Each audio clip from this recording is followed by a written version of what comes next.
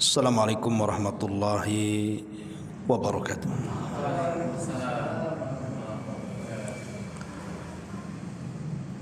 Alhamdulillah wassalatu wassalamu ala Rasulillah wa ala alihi wa sahbihi wa mawalah wa la hawla wa la quwwata illa billahi wa ba'du.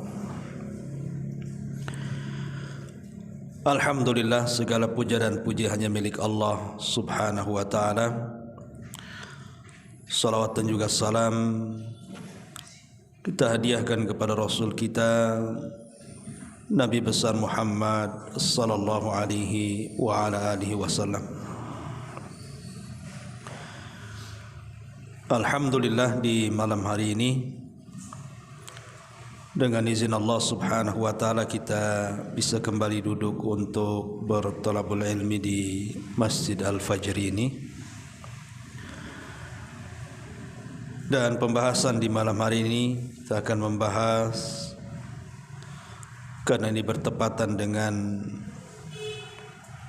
malam Jumat, maka kita akan membaca satu hadis atau beberapa hadis tentang peristiwa-peristiwa besar yang terjadi di hari Jumat. Sebutkan dalam hadis dari Abi Hurairah radhiyallahu an, dari Nabi sallallahu alaihi wasallam, beliau bersabda, khairu yaumin tala'at fihi khalaqallahu Adam wa fihi udkhilal jannah wa fihi ukhrija minha wa la taqumus sa'atu illa fi yaumil jum'ah. Sebaik-baik hari di mana matahari terbit adalah hari Jumat.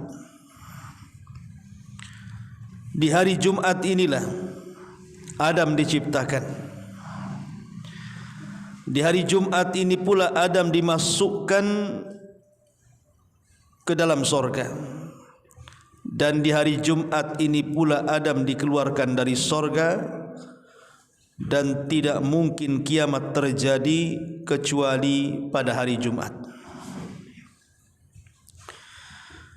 Dalam riwayat yang lain dari Abi Lubabah Ibni Abdul Munzir, beliau mengatakan,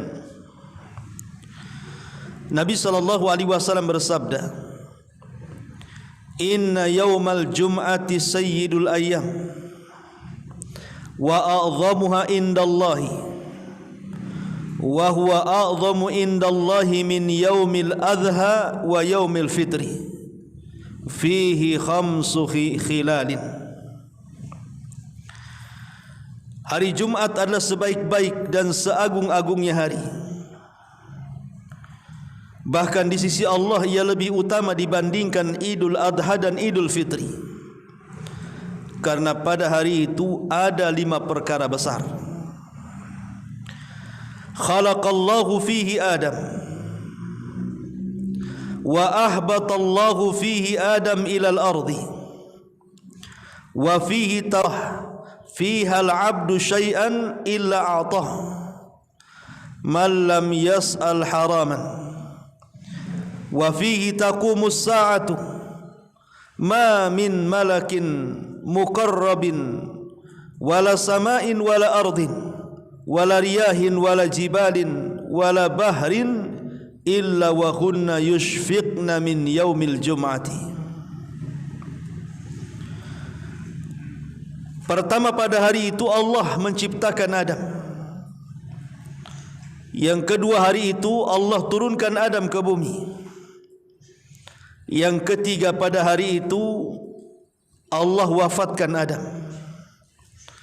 Dan yang keempat, pada hari itu pula, maksudnya hari Jumat, Allah datangkan kiamatnya. Dan yang nomor 5, dan pada hari itu pula, maksudnya hari Jumat, tidaklah malaikat, langit, bumi, angin, gunung dan lautan kecuali takut karena keagungan hari Jumat. Baik, ma'asyiral muslimin yang dimuliakan Allah Subhanahu wa taala, dan banyak lagi riwayat-riwayat yang semakna dengan dua hadis yang kita baca ini. Tapi di sini kita tahu bahwa ada peristiwa besar yang terjadi di hari Jumat berdasarkan dua riwayat ini. Baik, kita urai dua riwayat ini. Ma'asyiral muslimin yang dimuliakan Allah Subhanahu wa taala, kita tahu bahwa sebelum Allah Subhanahu wa taala menciptakan Adam alaihi salatu wassalam, bahkan sebelum menciptakan segala sesuatunya, maka Allah Subhanahu wa taala berada di sebuah yang disebut dengan ama. Maksud ama di situ artinya di bawahnya tidak ada udara dan di atasnya pula tidak ada udara. Kemudian Allah menciptakan arasy-Nya di atas air. Itulah awal penciptaan makhluk yang pertama kali adalah Arsyur Rahman, arasy-Nya Allah Subhanahu wa taala. Baru kemudian Allah Subhanahu wa taala menciptakan langit dan bumi, di mana Allah Subhanahu wa taala mengatakan, wa huwal ladzi khalaqas samawati wal arda fi sittati ayyamin wa kana 'arshuhu 'alal ma' liyabluwakum ayyukum ahsanu amala. Dan dialah yang menciptakan langit dan bumi dalam 6 hari, dan adalah arasy-Nya di atas air, agar Dia menguji siapakah di antara kalian yang lebih baik amalannya. Dari sini kita tahu bahwa setelah Allah Subhanahu wa taala menciptakan arasy-Nya, kemudian makhluk setelahnya dan setelahnya, sampai kepada menciptakan langit dan bumi, dan prosesnya dalam 6 hari. Walaupun Al-Imam Al-Qurtubi rahimahullahu ta'ala mengatakan yang dimaksud 6 hari ini, apakah satu harinya adalah satu hari yang kita kenal hari ini, di mana 24 jam yang kita lewati, apakah yang dimaksud satu hari di sini adalah satu hari dalam hitungan akhirat? Berarti kalau dalam hitungan akhirat, berarti satu harinya sama dengan 1000 tahun kehidupan dunia. Sebagaimana Allah Subhanahu wa taala mengatakan, inna yawman 'inda rabbika ka'alfi sanatin mimma ta'udun. Satu hari kehidupan akhirat bila dibandingkan dengan kehidupan dunia itu sama dengan 1000 tahun. Berarti kalau yang dimaksud satu harinya adalah 1000 tahun kehidupan dunia, berarti Allah Subhanahu wa taala menciptakan langit dan bumi dalam 6 hari itu cukup lama. Karena hitungan harinya bukan hitungan hari dunia, tapi hitungan hari akhirat. Ini kata Imam Al-Qurtubi rahimahullahu taala. Walaupun sebagian ulama tafsir juga mengatakan bahwa saat Allah Subhanahu wa taala menciptakan langit dan bumi ini kan perkara gaib. Tidak ada yang menyaksikan satu manusia pun di alam semesta ini. Sebagaimana Allah mengatakan, ma ashhadtum khalqas samawati wal ardi wala khalqa anfusihim. Tidak ada yang menyaksikan saat Allah menciptakan langit dan bumi, juga saat menciptakan diri-diri kalian. Artinya karena tidak ada yang tahu, wallahu alam. Ini kan perkara gaib gitu ya. Apakah satu harinya adalah hitungan akhirat ataukah satu harinya hitungan dunia, wallahu alam. Tapi yang jelas 3 hari pertama ini, kan 6 hari itu, 3 hari pertama ini menjadi polemik oleh sebagian kalangan orang-orang yang memiliki kitab seperti Taurat, Injil, dan juga kita sebagai kaum muslimin yang turun kepada kita Al-Quran dan Sunnah. Maksudnya hari dimulanya diciptakan itu hari apa?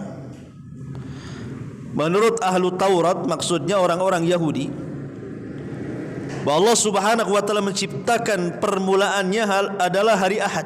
Ini ahlul Injil, bahwa Allah memulai penciptaan itu di hari Senin. Adapun kita kaum muslimin memulakan penciptaan itu di hari Sabtu. Dan ini berdasarkan hadis Abi Hurairah radhiyallahu an, khalaqallahu turbata yaumas sabti, Allah menciptakan tanah itu di hari Sabtu. Berarti permulaannya adalah hari Sabtu. Ma'asyiral muslimin yang dimuliakan Allah Subhanahu wa taala. Dan ulama sepakat bahwa yang pertama kali diciptakan adalah bumi dulu 2 hari, kemudian langit 2 hari, kemudian sisanya menciptakan segala fasilitas yang ada di bumi dan juga langit. Ma'asyiral muslimin yang dimuliakan Allah Subhanahu wa taala. Lah setelah itu Allah Subhanahu wa taala baru menciptakan malaikat. Kemudian menciptakan jin, dan yang terakhir makhluk yang berakal adalah Nabi Allah Adam alaihi salatu wassalam. Perhatikan sebuah hadis dari Abi Hurairah radhiyallahu an.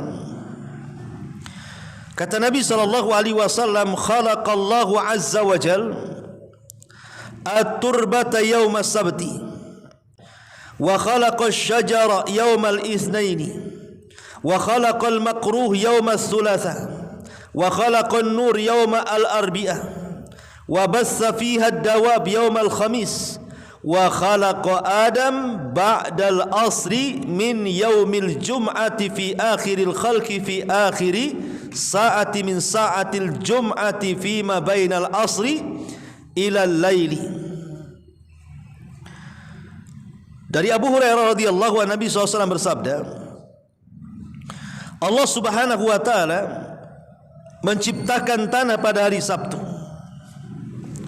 kemudian menancapkan gunung-gunung pada hari Ahad, kemudian menumbuhkan pohon-pohon pada hari Senin, kemudian menjadikan bahan-bahan mineral pada hari Selasa, kemudian menjadikan cahaya pada hari Rabu, dan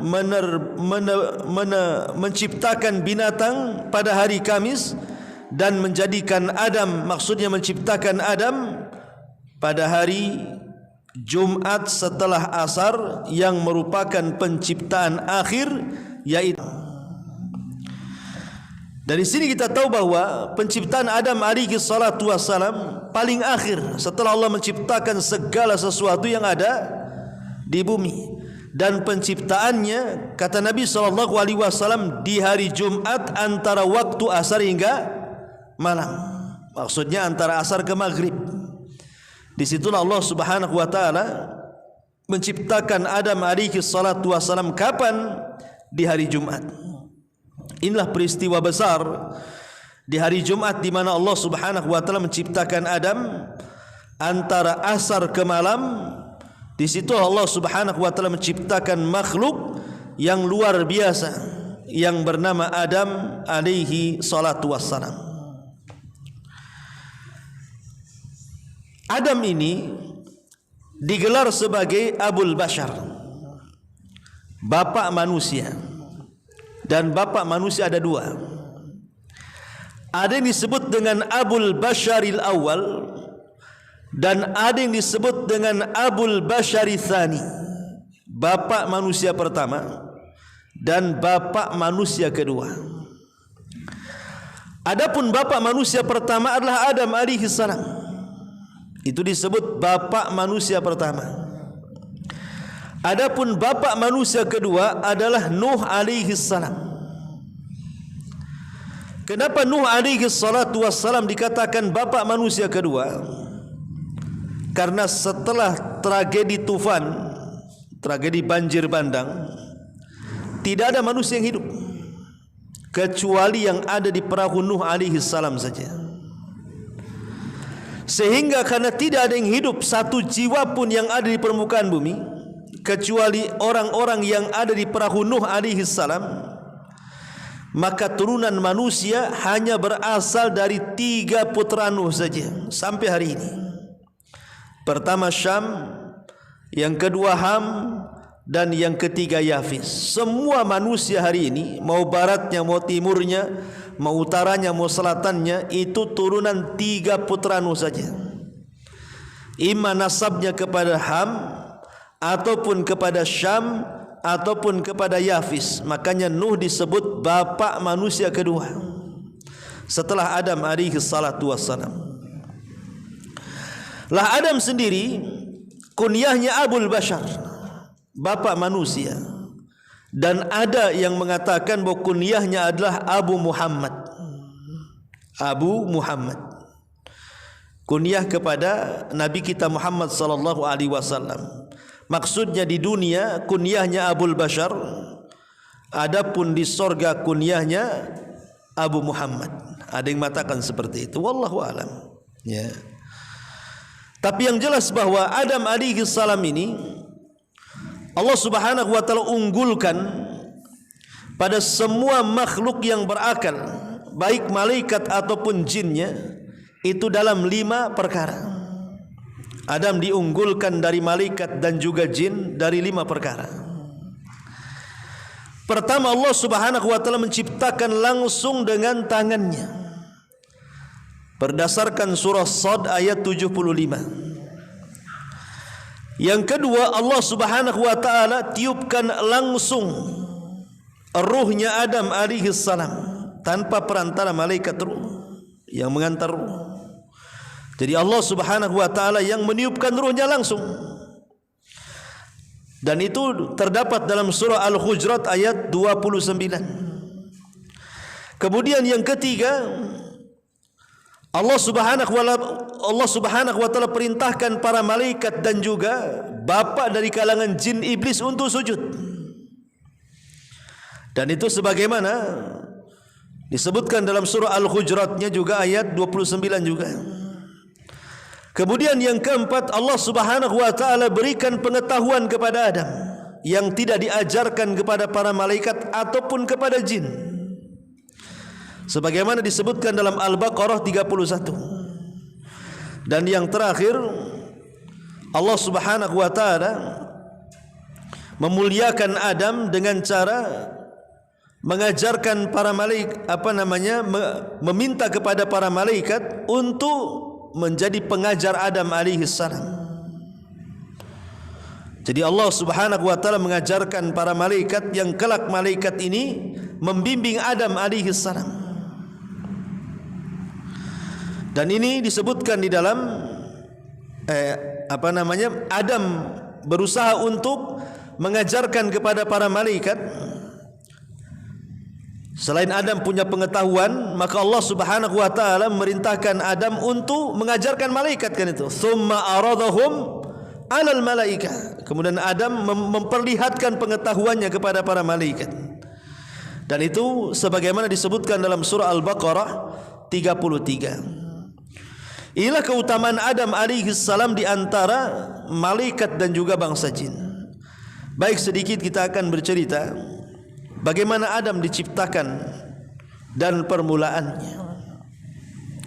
Al-Imam Ibnu Katsir rahimahullahu taala menyebutkan dalam kitabnya Al-Bidayah wa Nihayah tentang penciptaan Adam alaihi salatu wassalam. Ma'asyiral muslimin yang dimuliakan Allah Subhanahu wa taala, tentu dimulai daripada Allah Subhanahu wa taala memerintahkan malakul maut untuk mengambil tanah yang ada di bumi. Malakul maut untuk mengambil tanah yang ada di bumi. Datangan malakul maut, maka malakul maut mengatakan, wa ana a'udzu billah an arji. Aku pun berlindung kepada Allah untuk kembali dari bumi. Akhirnya kemudian malakul maut pun mengambil berbagai macam tanah dari berbagai macam warna dan berbagai macam sifat tanah. Jadi ada yang warnanya, ada yang dari warna hitam, warna merah, warna macam-macam warna-warna yang ada di tanah.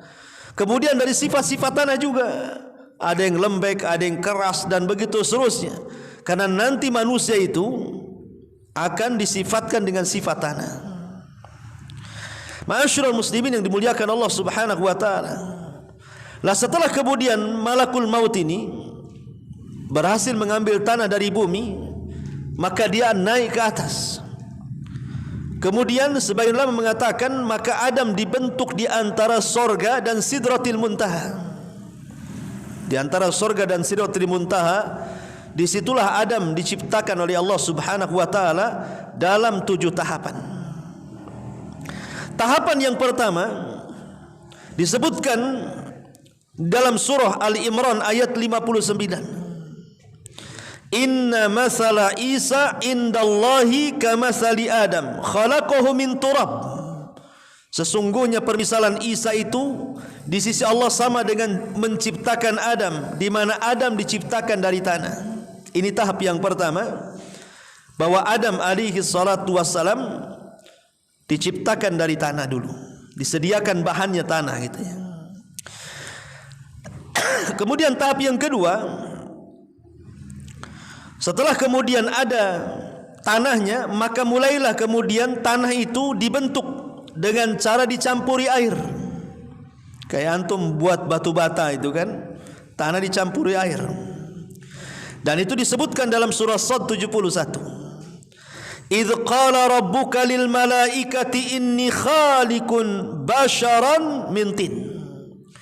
Ingatlah ketika Tuhanmu berfirman kepada para malaikat, sesungguhnya aku akan menciptakan manusia dari tanah yang dicampur air maksudnya. Kemudian tahap yang ketiga, setelah kemudian tanah itu dicampur air, kemudian menjadi tanah lempung bahasa kitanya ya. Mulailah kemudian dibentuk sampai akhirnya kemudian betul-betul membentuk fisik Adam, dari kepalanya kemudian kakinya. Ta'ala mengatakan dalam surah As-Saffat ayat 11, Inna khalaqnahu min tinin lazib. Sesungguhnya kami telah menciptakan mereka dari tanah liat. Katanya sebagian ahli tafsir, maksudnya tinin lazib di sini artinya tanah yang sudah mengeras. Ya, sudah dibentuk kemudian mengeras. Kemudian setelah itu berubah menjadi tanah yang berwarna hitam, karena kelamaan mengering itu kan, akhirnya menghitamlah tanah itu dan memiliki bau yang tidak sedap, karena ada perubahan menjadi mengering begitu ya. Dan itu Allah Subhanahu wa taala firmankan dalam surah Al-Hijr 28. Allah mengatakan inni khaliqum basharan min salsalin min hama'im masnun. Sesungguhnya aku akan menciptakan seorang manusia dari tanah liat kering yang berasal dari lumpur hitam yang diberi bentuk. Kemudian tahap yang kelima, pada tahap ini wujudnya berupa tanah kering yang mengeluarkan bunyi. Setelah kering menghitam kemudian mengeluarkan bunyi, sebagaimana Allah mengatakan kal fakhar. Bagaimana tidak mengeluarkan bunyi? Karena kan berongga semuanya. Manusia kan berongga ya. Sehingga Allah mengatakan khalaqal insan min salsalin kal fakhar. Dia menciptakan manusia dari tanah kering seperti tembikar. Dan tahap yang kelima, ya, tahap yang kelima ini, maka ada yang mengatakan mulailah kemudian Allah Subhanahu wa taala meniupkan ruh kepada Adam alaihi salatu wassalam. Setelah kemudian meniupkan ruh, maka Adam pun mulai hidup, mulai bisa bicara. Itulah tahapan-tahapan, mulai dari malakal maut mengambil tanah dari bumi, kemudian dinaikkan ke langit, kemudian diciptakan antara Sidratil Muntaha dan sorga, kemudian berbagai macam proses, jadilah kemudian Adam sampai ditiupkan ruh oleh Allah Subhanahu wa taala. Lah saat Allah Subhanahu wa taala meniupkan ruh, sebelumnya iblis sudah tahu bahwa Allah Subhanahu wa taala akan menciptakan Adam ini. Iblis ini memang dasarnya dari jin, sehingga hasadnya kembali datang. Padahal iblis itu dulunya adalah jin yang paling soleh. Saking solehnya maka dikumpulkan di alam para malaikat. Tapi karena hasadnya muncul, akhirnya kemudian saat Adam itu belum ditiupkan ruh, iblis itu datang. Kemudian berputar-putar di sekitar patung Adam itu. Kadang masuk di telinganya, keluar di mulutnya, masuk di mulutnya, keluar di duburnya. Pokoknya dia bolak-balik masuk aja. Kemudian iblis mengatakan, ini makhluk lemah. Kenapa? Karena dia ajwa, dia berongga, berarti dia perlu makan, perlu minum. Ini makhluk yang lemah katanya. Sebab kalau Allah kuasakan kepada aku, hancurkan dia kata. Lau sulitu alayya la uhlikan. Kalau Allah kuasakan aku untuk menguasai orang ini, makhluk ini, kuhancurkan dia itu. Jadi iblis sudah ada sifat hasadnya di situ. Lah ketika kemudian betul-betul Allah Subhanahu wa taala hendak meniupkan ruh, maka Allah perintahkan para malaikat untuk berkumpul, termasuk iblis juga di situ. Maka Allah Subhanahu wa taala mengatakan, falamma sawaituhu wa nafakhtu fihi min ruhi. Ketika aku sempurnakan Adam dan aku tiupkan ruhku kepada Adam, semata-mata aku tiupkan ruhku kepada Adam, kata Allah, faqa'u lahu sajidin, maka kalian wajib sujud kepada Adam. Sebagian ulama mengatakan bahwa para malaikat ataupun seruan Allah kepada para malaikat untuk sujud kepada Adam itu bukan sujud kepada badannya, tapi kepada ruhnya. Karena di sini Allah mengatakan min ruhi, dari ruhku. Sesuatu yang diidhafahkan, disandarkan kepada Allah itu memiliki keistimewaan. Artinya ruh itu datang dari Allah, sementara jasad Adam itu dari tanah. Jadi yang mulia itu jasadnya atau rohnya? Ya tentu rohnya, karena roh itu datang dari Allah, sementara jasad itu datang dari tanah. Makanya kalau ada anak Adam meninggal, maka jasadnya akan dikubur sampai kemudian menjadi tanah, kan begitu ya. Ruhnya akan diangkat ke langit karena ruh datang dari Allah Azza wa Jalla. Makanya ketika malaikat sujud kepada Adam itu bukan sujud kepada raganya Adam, tetapi sujud kepada ruhnya Adam. Ini satu pendapat. Pendapat yang kedua, bahwa Allah Subhanahu wa taala hendak menjadikan Adam itu sebagai kiblat para malaikat. Sebagaimana ketika kita sujud menghadap Ka'bah, bukan berarti kita nyembah Ka'bah, tidak. Kita menjadikan Ka'bah itu kiblat.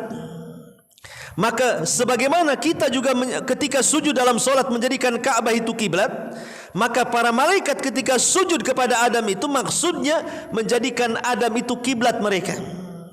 Ini satu pendapat. Pendapat yang lain mengatakan bahwa perintah Allah Subhanahu wa taala sujud kepada para malaikat itu maksudnya bukan sujud ibadah. Karena tidak boleh sujud ibadah kecuali hanya kepada Allah Azza wa Jalla. Makanya Nabi sallallahu alaihi wasallam melarang, kalau seandainya aku perintahkan manusia sujud kepada manusia yang lainnya, tentu aku perintahkan istri sujud kepada suami kan. Tetapi aku larang, karena tidak boleh sujud kepada siapapun kecuali kepada Allah. Lalu kenapa kemudian Allah merintahkan malaikat sujud kepada Adam? Ini bukan sujud ibadah, ini sujud penghormatan. Dan itu pun hanya dilakukan satu kali saja, tidak berkali-kali, satu kali saja. Penghormatan malaikat kepada Adam alaihi salam. Lah ketika kemudian Allah Subhanahu wa taala memasukkan ruh kepada Adam, baru saja ruh itu sampai di matanya, maka mata Adam mulai melihat thimarul jannah, buah-buahan sorga. Kemudian setelah ruh masuk ke tenggorokannya, mulailah Adam menginginkan untuk memakan buah sorga.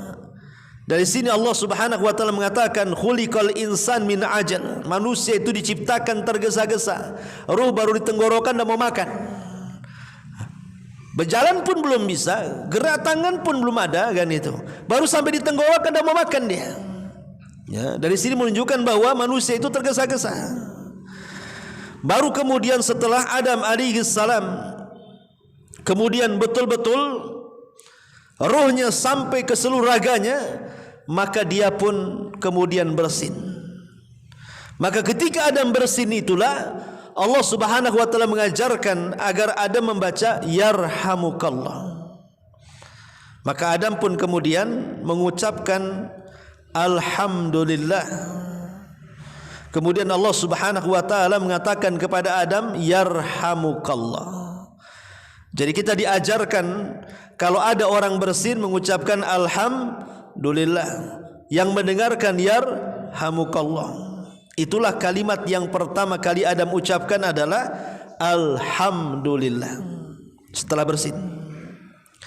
Baru diajarkan oleh Allah kepada Adam kalimat yarhamukallah kepada setiap yang mendengar orang yang memuji Allah setelah bersin. Ingat, kita membaca yarhamukallah itu kalau dia baca alhamdulillah. Kalau dia tidak baca alhamdulillah, diam ajalah. Haji, enggak diam-diam aja, diam ajalah kan itu. Ngapain pula kan? Kecuali dia membaca alhamdulillah baru kita katakan yarhamukallah. Ya. Lah setelah kemudian Adam pun dihadapkan dengan sekelompok para malaikat, maka Allah mengatakan, temuilah para malaikat itu. Maka Adam alaihi salam kemudian menemui malaikat dan Allah mengatakan fasallim alaihim, ucapkan salam kepada mereka, assalamualaikum. Maka para malaikat mengatakan wa alaikassalam wa rahmatullahi wa barakatuh. Maka Allah mengatakan ya Adam, hadza tahiyyatuka wa tahiyyatu dzurriyyatika. Itulah salam penghormatan bagimu wahai Adam dan salam penghormatan bagi seluruh keturunanmu. Jadi salam ini adalah ucapan yang pertama diucapkan Adam di langit itu setelah mengucapkan alhamdulillah. Jadi jangan bakhil mengucapkan salam. Ya. Tetapi ketika para malaikat sujud kepada Adam, maka iblis tidak mau sujud. Kenapa iblis tidak mau sujud? Disebutkan dalam Al-Quran, aba wastakbara wa kana minal kafirin.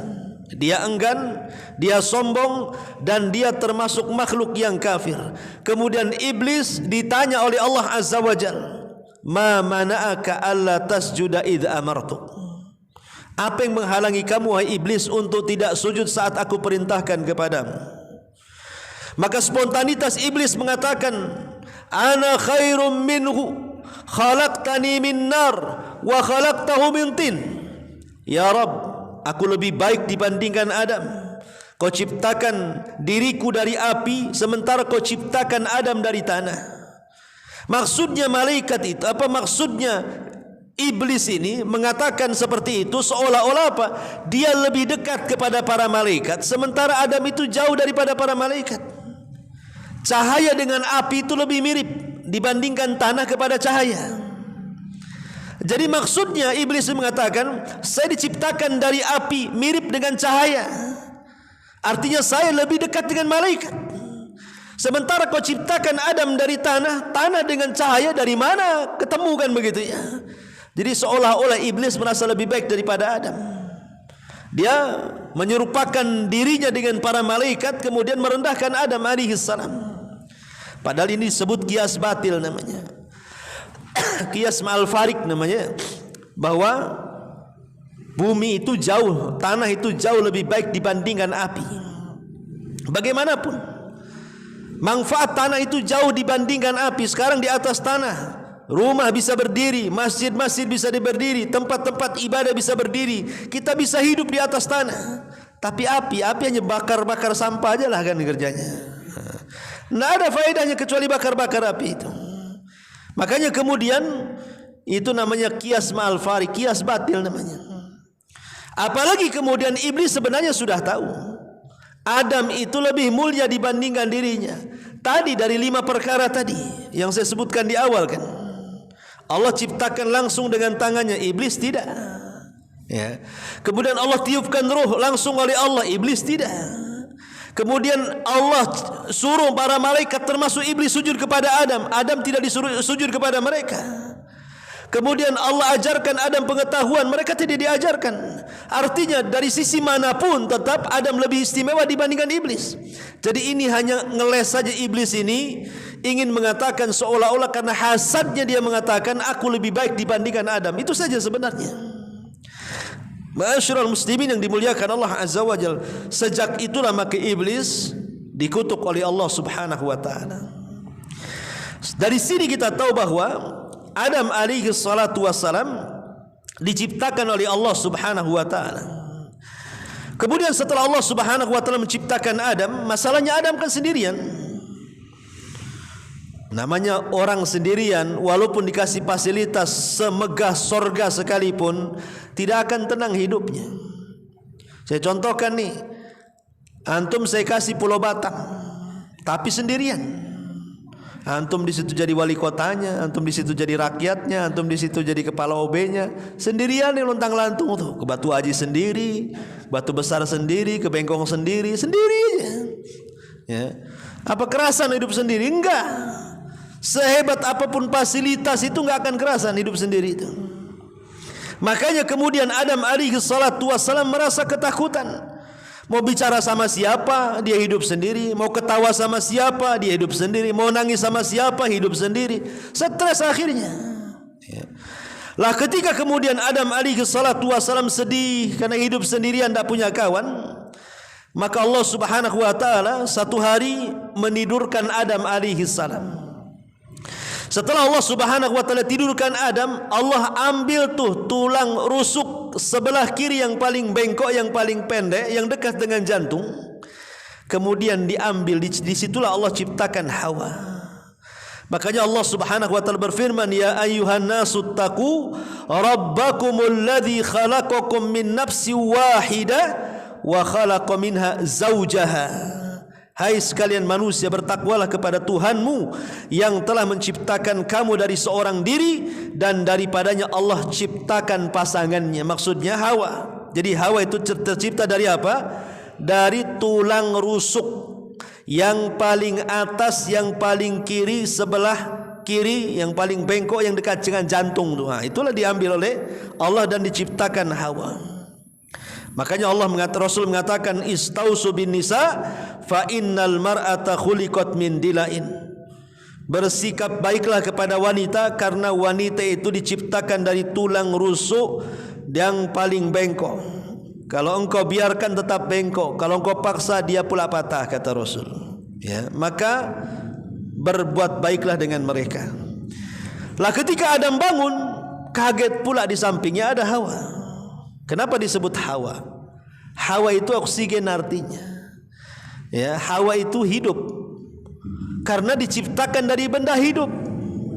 Hawa tidak diciptakan dari tanah seperti Adam, tidak pula diciptakan dari pepohonan. Dia diciptakan dari benda hidup. Adam itu hidup, diciptakan Hawa dari situ. Makanya disebut Hawa karena diciptakan dari benda hidup. Jadi Adam bertanya, lah siapa kamu, katanya. Saya Hawa, katanya. Untuk apa kau diciptakan Allah, kata Hawa, li askuna ilaika, agar aku memberikan ketenangan kepadamu. Dari sini Allah katakan apa? Wa min ayatihi. Ingat waktu antum baru nikah tuh kan datang tuh Pak Kua tuh bacakan ayat ini biasanya. Wa min ayatihi an khalaqalakum min anfusikum azwajan litaskunu ilaiha wa ja'ala bainakum mawaddatan wa rahmah inna fi dzalika laayatin liqaumin yatafakkarun. Ingat waktu antum kawin tuh kan ayat ini yang dibaca ya. Dan dari tanda-tanda kuasa Allah, wa min ayati an khalaqalakum, Allah menciptakan diri kalian berpasang-pasangan. Untuk apa coba? Litaskunu ilaiha, agar kalian merasa nyaman. Istri merasa nyaman kepada suami, suami merasa nyaman dengan istri. Wa ja'ala bainakum mawaddatan wa rahmah, kemudian dengan nyaman itulah tumbuh rasa cinta dan sayang. Dan itu semua adalah sebuah pertanda bagi orang-orang yang mau berakal bahwa itu tanda-tanda kuasa Allah Azza wa Jalla. Artinya ketika Adam sudah ada istrinya Hawa di sampingnya, tenanglah jagat raya ini. Makanya kalau orang belum punya Hawa, nggak akan tenang tuh. Coba saja anak-anak muda yang belum punya Hawa tuh, hidupnya luntang-lantung, nyuci-nyuci sendiri kan gitu ya. tidur sendiri, masak sendiri kan itu. Akhirnya bunuh diri. Ada kawannya kan itu. Intinya bahwa ketika itulah Allah Subhanahu wa taala katakan kepada Adam setelah diciptakan Adam dan Hawa, Allah katakan dalam surah Al-Baqarah 35-36-nya, wa qulna ya Adamu uskun anta wa zaujukal jannah. Hai Adam, diamilah oleh kamu, ajak istrimu masuk ke dalam surga. Kapan Allah masukkan Adam ke dalam surga? Hari Jumat. Allah ciptakan Adam hari Jumat. Sekarang yang kedua, Allah masukkan Adam di hari Jumat bersama istrinya. Kan wakula minha ragadan haitsu syi'tuma. Allah katakan, dan makanlah makanan-makanannya yang banyak lagi baik di mana saja kamu sukai makan. Lihat, Allah Subhanahu wa taala ketika bicara soal makan minum penduduk sorga, Allah tidak mengikat. Seperti Allah mengatakan apa? Wa kulu washrabu hani'an bima aslaftum. Makan sepuasmu, minum sesukamu, kata Allah. Tapi ketika Allah cerita soal makan dan minum di dunia, ada batasannya. Apa? Ya ayyuhalladzina amanu kulu min thayyibat. Hei orang-orang yang beriman, makan dari yang baik-baik. Arti yang tidak baik jangan kau makan. Makan dari yang halal, arti yang haram jangan kau makan. Itu di dunia. Ya, tidak semua dimakan, tidak semua diminum, harus yang halal, harus yang baik. Tapi di sorga tidak, karena semua halal, semua baik, gitu maksudnya. Tetapi Allah Subhanahu wa taala ingin menguji Adam alaihi salatu wassalam. Allah katakan apa? Wala taqraba hadhihi syajarah. Khusus pohon ini jangan kau dekat-dekat. Maksudnya pohon khuldi di sini. Jangan kau dekat-dekat ini. Dari semua pohon di sorga itu silakan kau makan, silakan kau petik, silakan kau manfaatkan. Tapi khusus satu pohon ini jangan kau dekat-dekat. Subhanallah. Terkadang gara-gara ucapan ini jadi penasaran Adam nih, kenapa tak boleh kan begitu? Masa satu sorga boleh ini tak boleh pula? Sebenarnya Adam dan Hawa tidak ada masalah dengan itu. Tetapi masalahnya karena ada orang ketiga, ada makhluk yang ketiga yang disebut iblis. Iblis ini merasa terusir dari sorga. Dulunya di bendaharawan sorga, terusir dari sorga. Dan Adam Hawa yang menduduki posisinya, disitulah hasadnya terus membayangi iblis. Bagaimana caranya untuk memberikan was-was kepada iblis? Memang tidak dijelaskan. Memang ada kisah Israiliyat, macam mana iblis bisa masuk ke dalam sorga itu. Ada kisah Israil, tapi kan ini kisah Israiliyat. Bahwa ada ular. Ular ini atas kuasa Allah lah, atas kehendak Allah keluar masuk sorga. Entah macam mana kemudian iblis bekerja sama dengan ular itu, kemudian masuk ke dalam ular itu, kemudian masuk ular ke dalam sorga, iblis pula di dalamnya itu, dan berhasillah iblis masuk ke dalam sorga. Ini kisah Israiliyat. Kisah Israil seperti itu. Makanya kemudian dalam syariat Islam itu ular harus dibunuh karena dia bekerja sama dengan iblis tuh. Seolah-olah gara-gara nenek moyang ular hari ini yang jadi dampaknya katanya kan. Kami cucunya nih gara-gara nenek moyang ular katanya. Tapi ini kan kisah Israiliyat ya teman. Wallahu alam, apakah kemudian iblis ini masuk ke dalam atau tidak masuk ke dalam? Yang jelas Allah berikan kekuasaan kepada iblis untuk memberikan was-was. Ya. Wallahu alam, bagaimana caranya? Kalau zahirnya Quran memang iblis tidak masuk ke dalam sorga, tapi iblis memberikan was-was dari luar sorga ke dalam sorga, itu zahir Quran gitu ya. Tapi kalau cerita Israiliyat dia masuk ke dalam sorga. Wallahu alam cara masuknya. Yang jelas bahwa bisa saja dua-duanya, bisa masuk ke dalam sorga, bisa pula di luar sorga. Karena iblis diberikan kekuatan oleh Allah Azza wa Jalla untuk memberikan was-was. Hebatnya iblis itu, dia kalau ngajak kita maksiat, bukan kita diambil tangannya, ayo kita kena goyang, enggak gitu. Ayo makan nih botol, ambil, enggak gitu. Ya. Enggak ada. Iblis tidak bisa dan anak buahnya menguasai kita dengan cara menyeret tangan kita, maksa kita masuk ke dunia maksiat. Dia begitu. Tapi cukup berikan was-was saja, itu hebatnya tuh. Dia enggak narik tangan kita masuk ke maksiat, kasih was-was saja. Minum enak, minum enak. Jadi minum, gitu maksudnya. Bukan suruh ini minumannya, minum, enggak gitu. Ya. Kalau itu yang terjadi, semua bisa maksiat kan itu ya. Tapi bagaimana coba kekuatan was-was itu luar biasa. Hanya was-was sajalah orang bisa terjerumus. Itulah hebatnya was-was tuh. Jadi akhirnya kemudian iblis ini ngasih was-was kepada Adam dan Hawa yang ada di sorga itu. Pada awalnya kedua-duanya tidak tergoda, sampai pada waktunya ketika keduanya kemudian dikejutkan dengan sumpah iblis. Adam dan Hawa bingung, kenapa ada orang bisa bersumpah di alam para malaikat? Ini sorga ini alam para malaikat, kok bisa bersumpah? Tidak mungkin bersumpah untuk sebuah kedustaan kan gitu. Tapi itulah iblis menghalalkan segala cara. Ketika Adam dan Hawa tidak bisa dibujuk, terpaksalah akhirnya menggunakan senjata pamungkas dengan bersumpah di atas keduanya dan mengatakan wa qasamahuma inni lakuma laminan nasin. Seolah-olah iblis mengatakan, demi Allah, menyebut-nyebut nama Allah tuh, aku datang kepada kalian berdua ini sebagai penasehat yang baik katanya. Kenapa Allah Subhanahu wa taala larang kau dekat-dekat pohon itu wahai Adam? Kecuali antakuna malakaini au takuna minal khalidin. Karena dikhawatirkan kalau kau makan kau jadi malaikat katanya. Atau kalau kau makan kau kekal pula di sorga. Kata Adam, oh itu pula kenapa tak boleh dekat-dekat pohon katanya. Berarti kalau aku makan aku jadi malaikat. Kalau aku makan aku kekal di sorga. Oh enak juga katanya kan. Daripada aku tak kekal di sorga macam mana nanti? Aku sudah punya istri, di sampingku Hawa ini wanita cantik, paling cantik satu jagat raya kan gitu. Dan Adam itu paling ganteng. Ada yang mengatakan separuh ketampanan Yusuf itu. Yusuf itu kenapa tampan? Karena mendapatkan separuh ketampanan Adam. Kemudian Siti Sarah istri Nabi Ibrahim alaihi salam, ada yang mengatakan dia memperoleh separuh kecantikan Hawa. Makanya memfitnah Raja Mesir. Intinya bahwa kemudian Adam pun terkecoh dan percaya, yakin, karena dia bersumpah masalahnya. Gak mungkin bersumpah untuk sebuah kedustaan. Makanya lihat orang-orang pasar itu, ya, untuk melariskan dagangannya pasti wallahi wallahi itu. Ya kan orang pasar itu, wallahi dari sana nggak dapat, padahal dapat tuh. Ya, wallahi ini barang bagus padahal KW kan gitu. Orang kan begitu biasanya.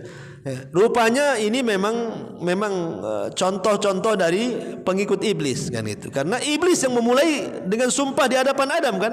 Ya Adam yakin saja, tidak mungkinlah iblis ini bersumpah atas nama Allah di alam para malaikat di surga lagi.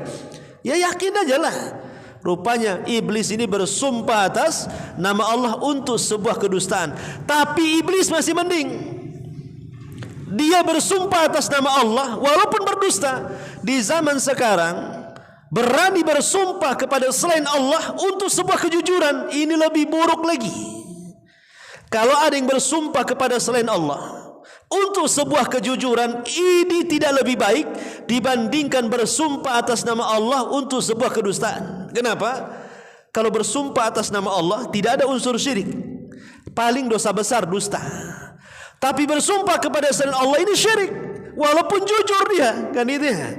Makanya dari sini terkadang ada sisi baiknya iblis itu dibandingkan manusia.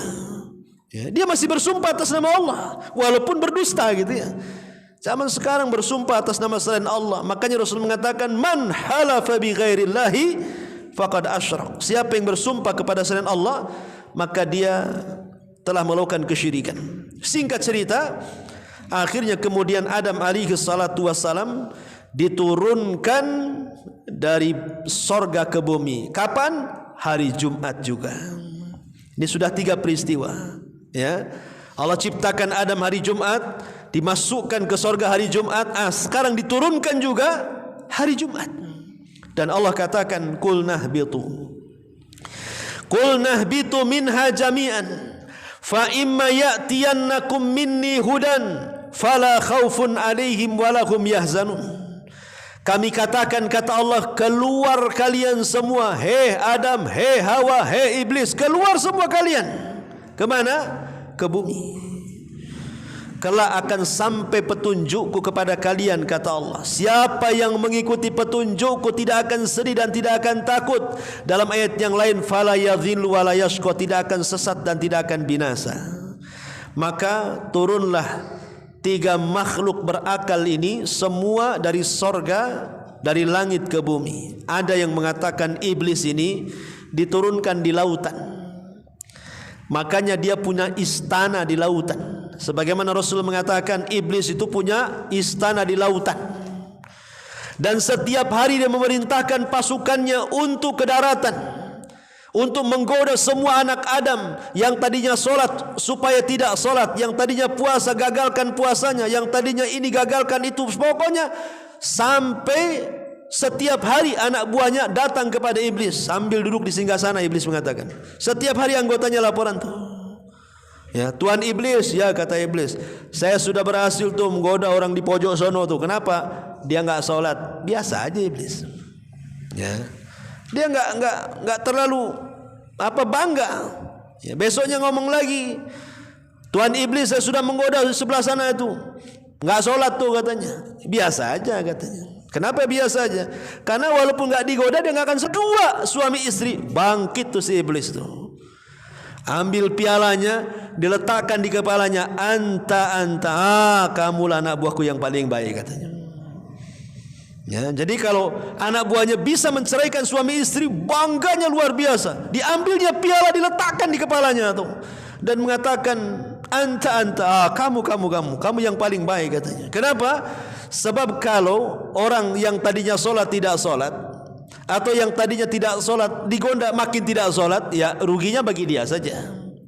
Tapi kalau suami istri bercerai, apalagi punya anak, itu korbannya banyak tuh, ya kan? Pertama suaminya jadi korban, istrinya jadi korban, anak-anaknya pula jadi korban.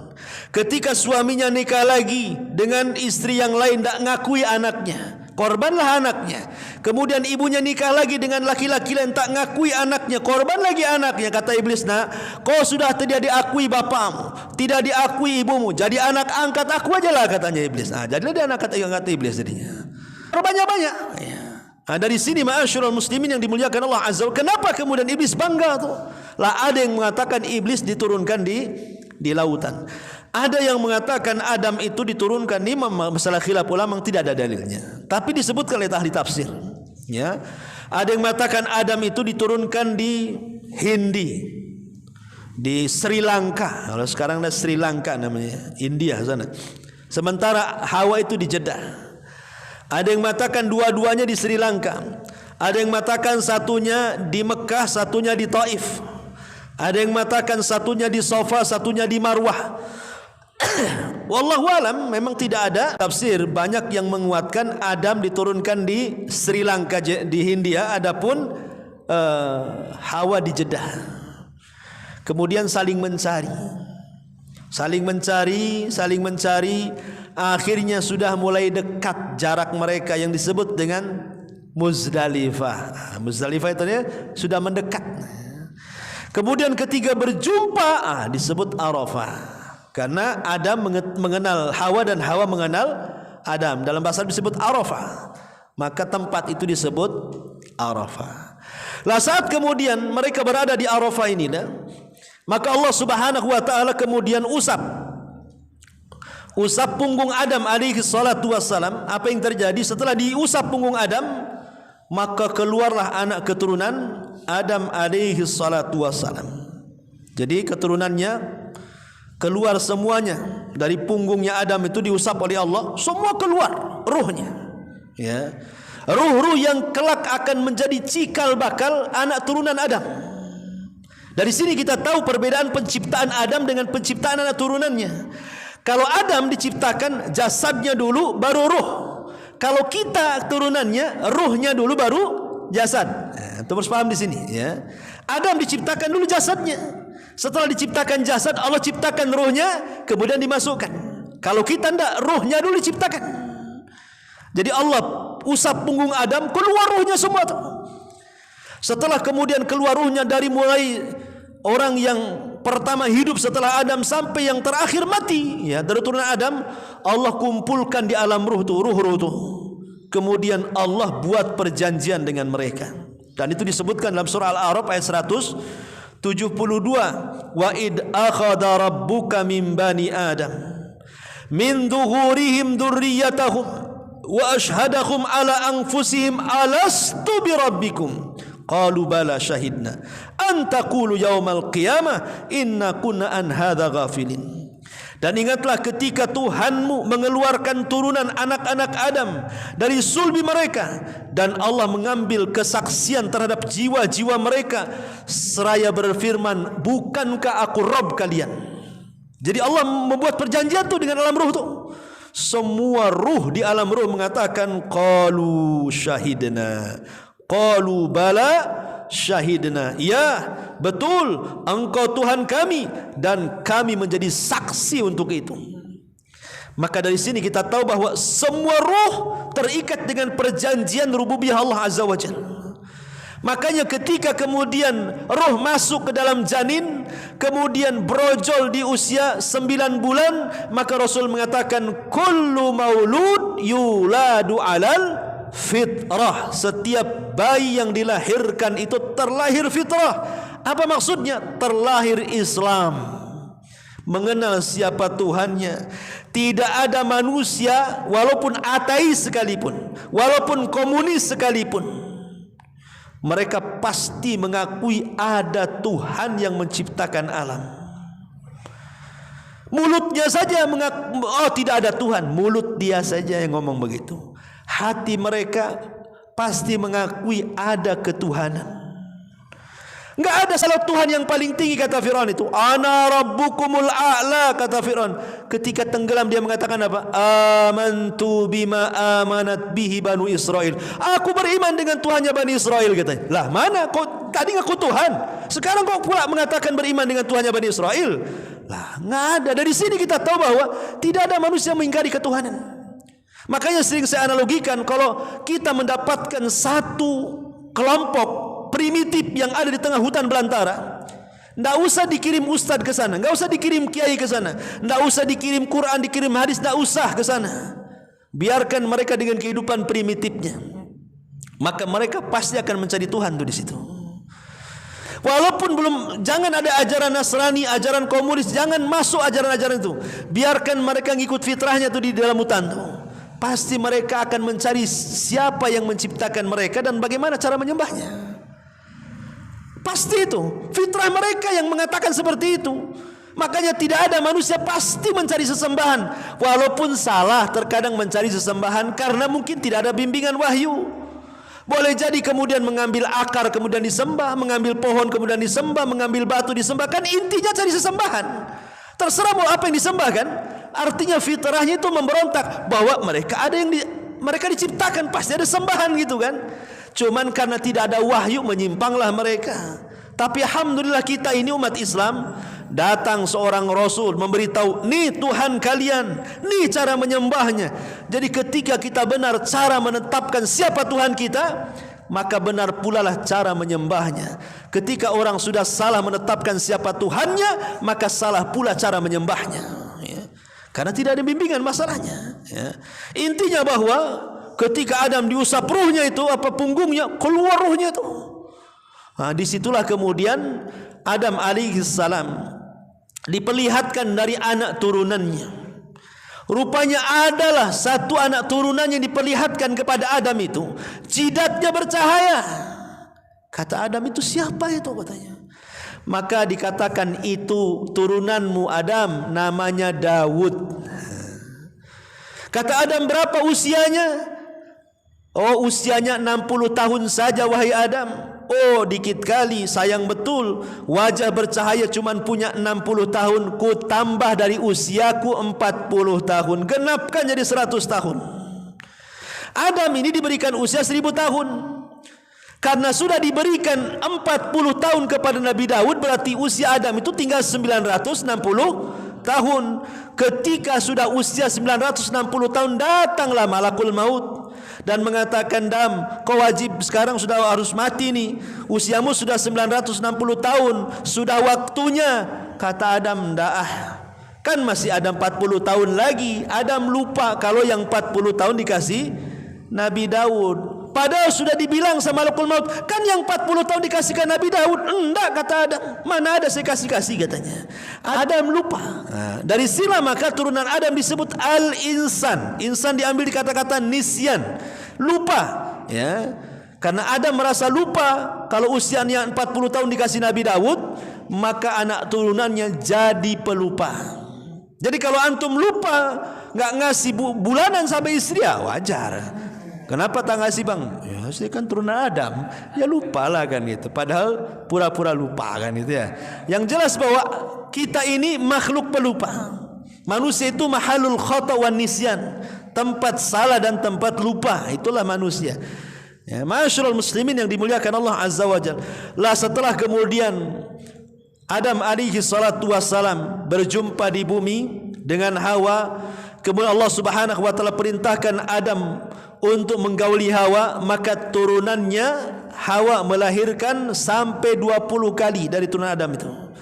Setiap melahirkan kembar, sehingga putra dan putri Adam itu kalau dijumlah 40 orang. 20 laki-laki dan 20 perempuan, karena setiap melahirkan kembar. Kemudian baru disyariatkan untuk menikah silang. Dari situlah kemudian terjadilah apa yang terjadi dengan kisah Qabil Habil dan begitu seterusnya, sampai akhirnya ketika semua ruh itu sudah ditakdirkan jadi manusia semuanya, artinya sudah tidak ada lagi ruhnya, tidak ada lagi manusia, artinya sudah terakhirlah situ. Dan kitalah umat akhir zaman, karena Nabi kita juga Nabi akhir zaman. Maka Allah Subhanahu wa taala katakan, Nabi SAW katakan, la taqumus sa'ah illa fi yaumil jum'ah, dan tidak akan tegak hari kiamat kecuali di hari Jumat. Inilah 4 peristiwa yang disebutkan dalam hadis Nabi SAW di hari Jumat.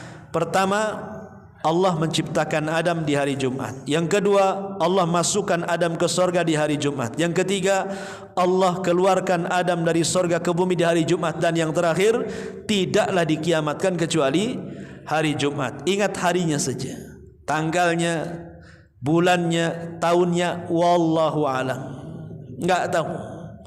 Ya, kalau antum ditanya kapan kiamat, hari Jumat gitu saja. Ya, kapan harinya? Hari Jumat. Kapan tanggalnya? Tidak tahu. Bulannya? Enggak tahu. Tahunnya apa? Harinya? Hari Jumat. Nah, selesai.